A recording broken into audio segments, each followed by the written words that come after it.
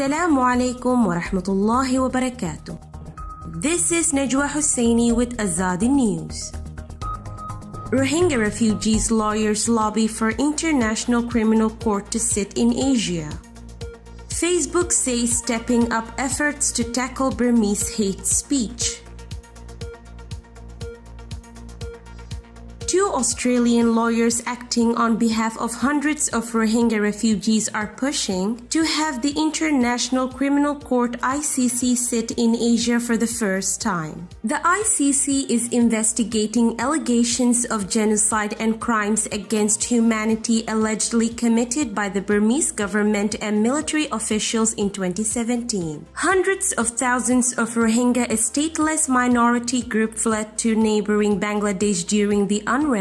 Burmese government led by Nobel Peace Prize winner Aung San Suu Kyi has faced accusations of failing to stop a systematic campaign of violence by security forces to wipe out the Rohingya minority, which Burma denies. Lawyers acting on behalf of Rohingya refugees have now lodged a pre-trial motion asking the court to investigate the possibility of holding a trial outside of Europe. Counsel at the ICC, Kate Gibson, is representing groups of Rohingya living in the Cox's Bazar refugee camp in Bangladesh. Gibson said they were hoping the court would hold some or part of the hearings in Asia, possibly in Bangkok, in Thailand, or even Bangladesh. Postdoctoral research fellow at Sydney Law School Rosemary Gray said witnesses and victims faced a number of problems, including financial difficulty, lack of documentation, and poor internet connections. If justice is going to be closer to them, the ICC is going to have to move to them, not them to the ICC, Dr. Gray said. Emma Palmer, a lecturer at Griffith University Law School in Brisbane, Australia, said, "The Hague's distance from victims had an effect on the way it ran its trials. Prosecutors need to rely much more on intermediaries, on civil society groups, to help them in the actual jurisdiction that they're trying to investigate," Dr. Palmer said.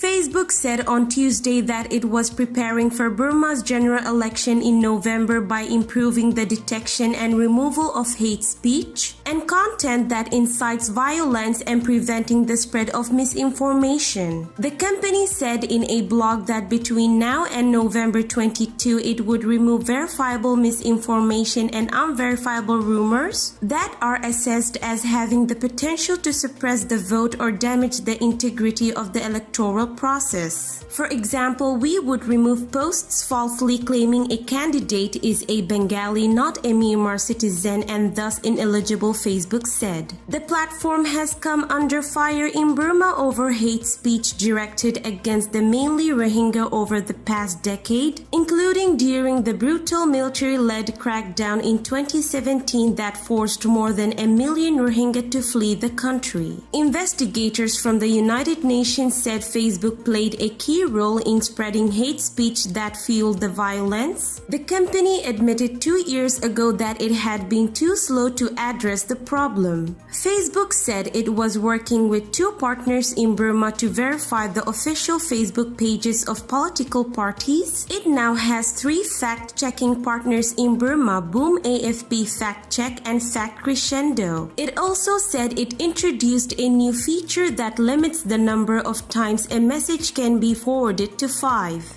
The feature is now available in Burma and over the next few weeks will be made available to Messenger users worldwide, the company added in the blog. This year's elections in Burma, scheduled for November 8, will be the second since the generals who had led the country for decades ceded power, while ensuring their continuing influence through a 25% quota of seats in parliament. The first in 2016 brought longtime pro-democracy campaigner Aung San Suu Kyi's National League for Democracy (NLD) to power, but during the 2-month campaign period, an estimated 1 million Rohingya were stripped of their right to vote.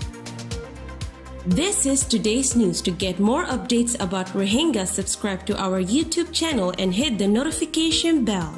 Visit our website azadinews.org and follow our social media accounts. Wassalamu alaikum wa rahmatullahi wa barakatuh.